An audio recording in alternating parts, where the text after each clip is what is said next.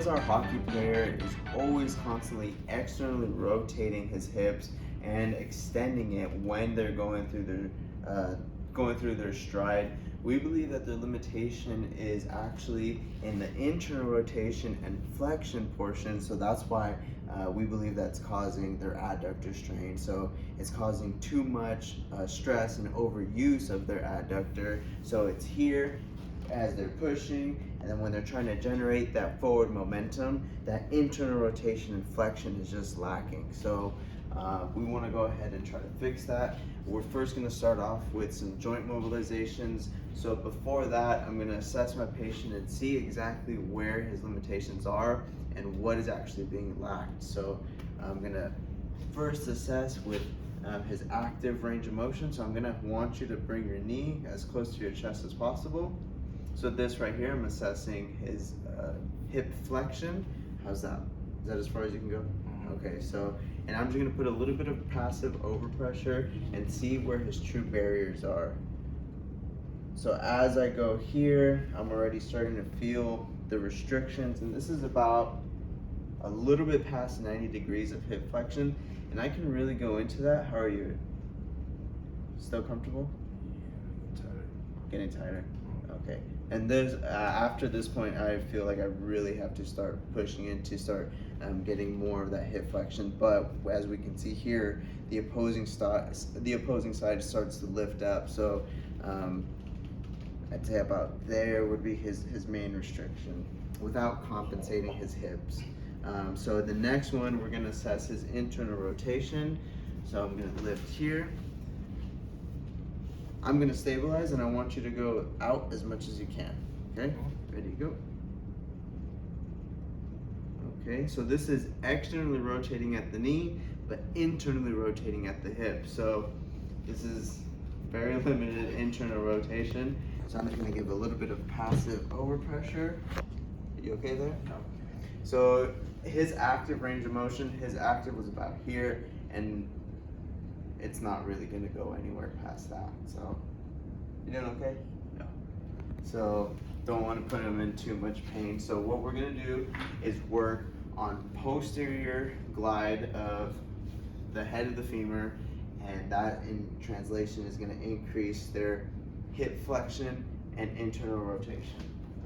So because my patient's a little bigger, heavy leg, we're gonna go ahead and use a belt. I'm gonna strap it on around the knee, get their leg through it, try to get it right as low as possible. This is gonna go right up my butt. Stabilize his leg, and I'm gonna oscillate in a posterior direction. And like I said, that's gonna increase in hip flexion and internal rotation of the hip. Especially if I go with a posterior and lateral glide, which I'm gonna do right now. If I were directly posterior, just going in this direction, that's mostly hip flexion, but posterior lateral and this diagonal motion is gonna increase that flexion and internal rotation. So I'm gonna be here, I'm gonna talk to my patient. You okay there? You feel that movement in that hip? Mm-hmm. And I'm just oscillating back and forth, pushing my hips out and using the belt to my advantage. I can also increase this movement by pushing forward with my shoulder, but it all just depends on my patient and how they're doing. So if I feel that I can go more, then I'll put that forward movement. And after a few oscillations, I'm gonna go ahead and reassess. So we would do this as many times as needed to where I feel that we have some sort of improvement. Because of the video, just for demonstration purposes, we're still gonna go ahead and reassess, but I'd still go until I see that there's an improvement. Can I see your knee to your chest again? So now, this time a little bit more at a 90 degree, whereas before it was just slightly a greater angle than 90. And let me know when you're doing okay. So I'm still looking to see if there's any compensation on the other side and it's about here before I start seeing that other side lifting up.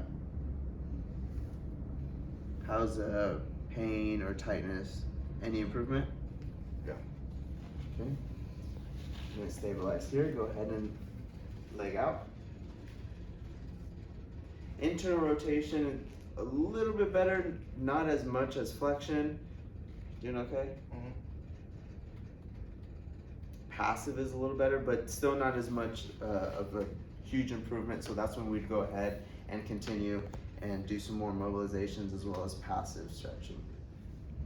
So after we're done the joint mobilization, we can do some stretches or exercises that just specific targeting the adductors.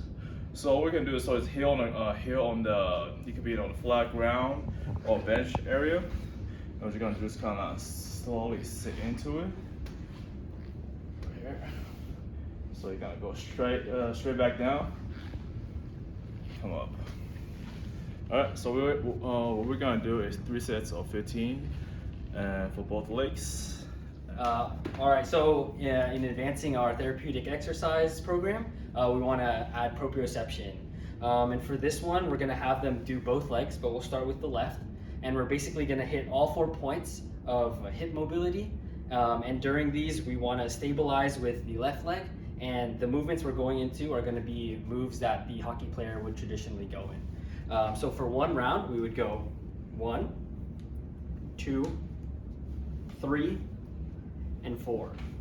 And that will be 1, and we're going to repeat that 5 times for 5 reps, and then do it in 3 sets. So again, 1, 2, 3, 4.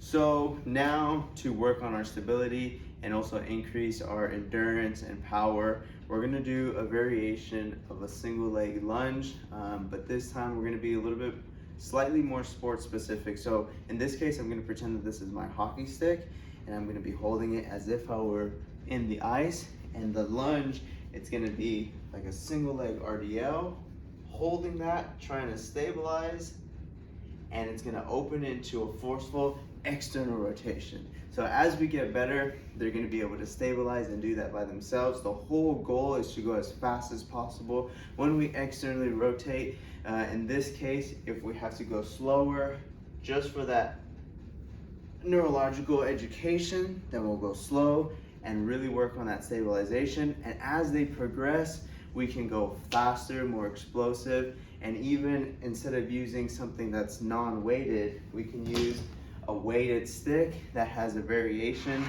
where the weight, you can hear that the weight transfers over. So it'll be as if it were my stick here, and stabilize here. And then if we wanted to increase even more, add weight to the ankle for that external rotation.